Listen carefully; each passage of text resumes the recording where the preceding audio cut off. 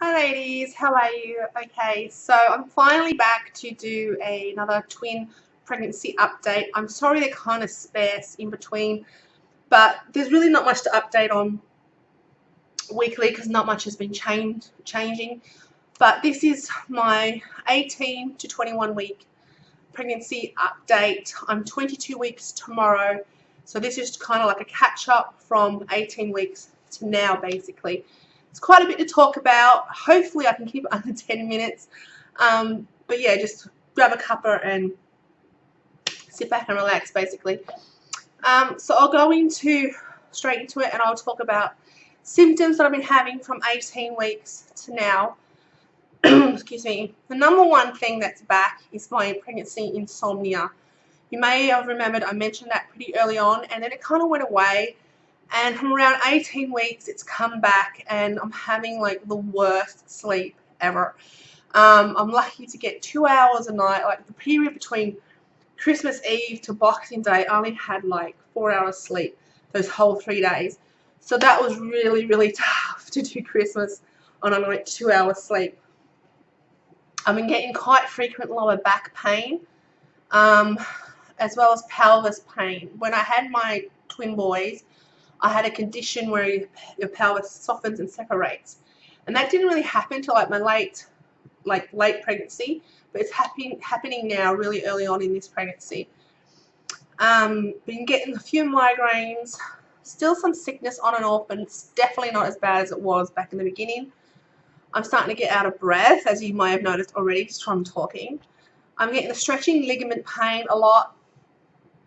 And I'm also getting a lot of hiccups for no reason out of the blue. I don't even have to eat or drink. They'll just start on their own. So now onto cravings. I haven't really been having that many cravings. Again, my appetite hasn't really been that big. In fact, the food I ate on Christmas Day was basically the most food I've eaten the whole pregnancy.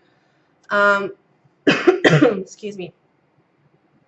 I'm getting over a cold, so I might be coughing in this video.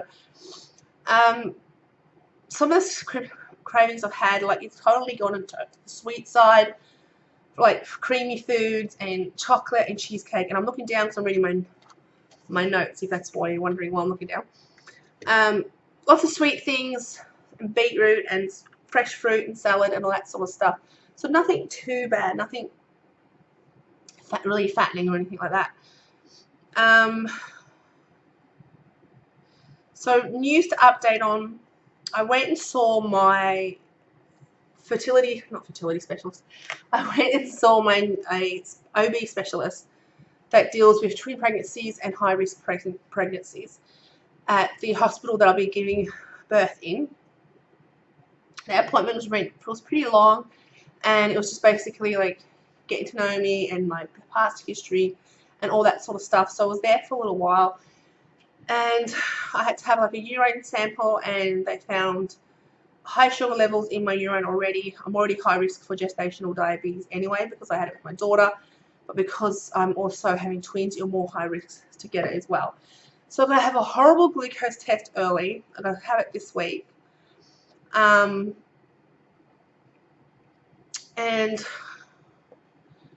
yeah, I've got to have some more blood tests as well just to make sure that everything is going really well. But other than that, it went okay. He's a nice doctor. I don't like him as much as my fertility specialist. I miss him a lot. You get so used to people that you see on a regular basis. I was seeing my fertility specialist for over 18 months on a regular basis, and now I've kind of moved on into like OBs and midwives and everything. And you do kind of miss that one-on-one appointments, and now it's just like, yeah, you get shuffled around basically. There's two specialist OBs, and they'll either one will see me if the other one's not available and so forth. So you might not never get the same specialist. I also see a general OB in between those appointments. I'm no longer on progesterone, which makes me super nervous. But they said that I'll be basically fine. I don't need it. It wouldn't be having any effect on my body anyway. So instead of keep paying $85 every fortnight for a box of progesterone, they don't even give me a script. They just don't believe in me continuing the progesterone. So it makes me really nervous when I don't feel the babies for 24 hours. I start to panic because I'm scared my body's going to fail me because I'm not on the progesterone. But speaking of baby movements, it's so frequent now. It's beautiful. It's nearly every day. They do have one day here and there where they don't move at all. I guess they're sleeping because they do basically sleep 18 hours out of 24 now. I read on my app, so it's quite normal not to have some movement. But when I do feel it, twin one, which is at the bottom, kind of kicks and punches my cervix, so they can be a bit uncomfortable. And twin two is right at the top of my stomach, so I do feel them, and it's wonderful, and it's a blessing, and it's beautiful, and I love it.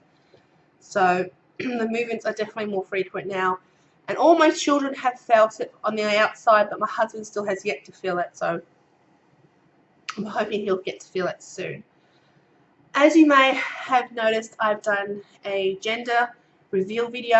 I'll put the link below if you have not seen it.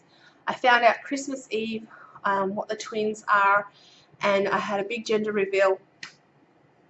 So if you watched that already, or if you follow me on Facebook, you would know that I'm having a girl and a boy. It's very exciting. I was so convinced I was having two boys because my sickness went away, and with my daughter I was severely sick the whole 9 months.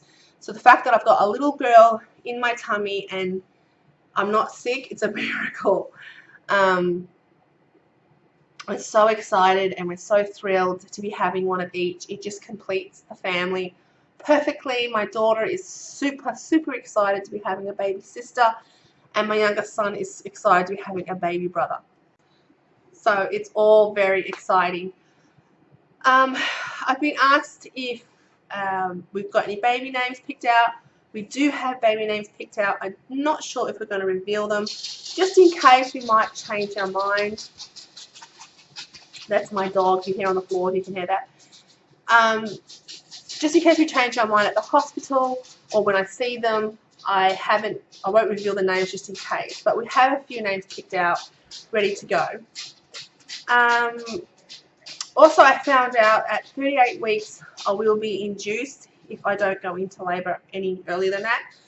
The hospital and the doctors that I see strongly against C-section. They only do that if it's a complete emergency only. Otherwise, they'll let me go to 38 weeks, but I will be induced at 38 weeks. I won't be going past that date. So at least that's kind of like a goal. I know how far I'm going to get to.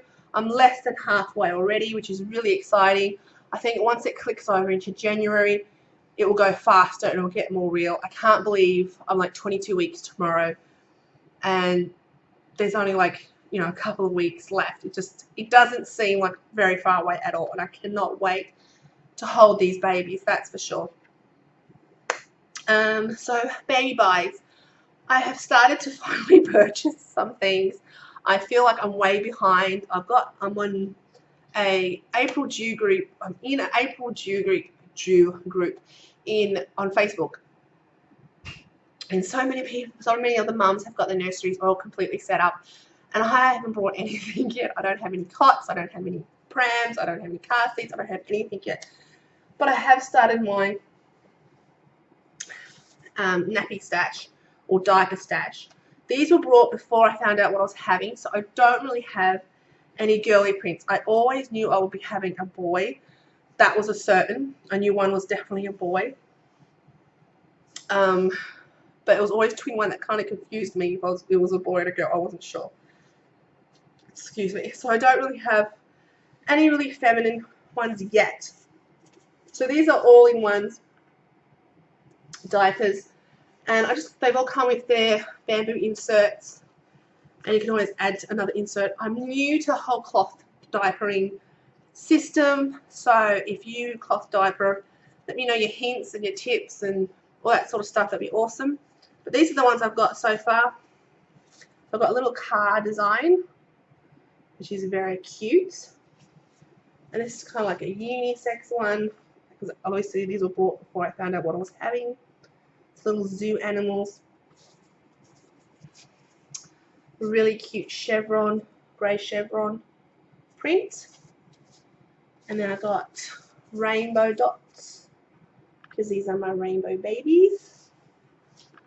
And these are my favourite. This is what really got me into buying some because my husband is Star Wars fanatic, and I think our little boy will and maybe even our little girl will be definitely decked out in Star Wars items. So these are little Star Wars ones, and I mainly got all these from littleaussiemonster.com.au. That's them there. So they're Aussie made. And this is my favourite one. It's Star Wars alphabet. Like, how precious is that? Cute, cute, cute, cute. Love it. Like, look at the little Jabba Hutt. Adorable, that one there. Adorable. So I have started. I'm way behind in what I need to buy for these babies. I will start picking it up now that Christmas is finally finished.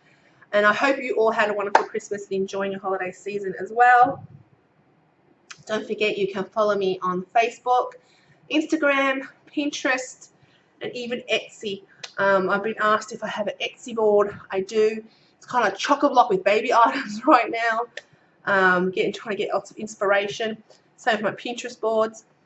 I always update my Facebook first, so anything that I've talked about in this video has already been mentioned on Facebook. So I always do Facebook first, so you can always follow me or befriend me on there if you want to keep up to date.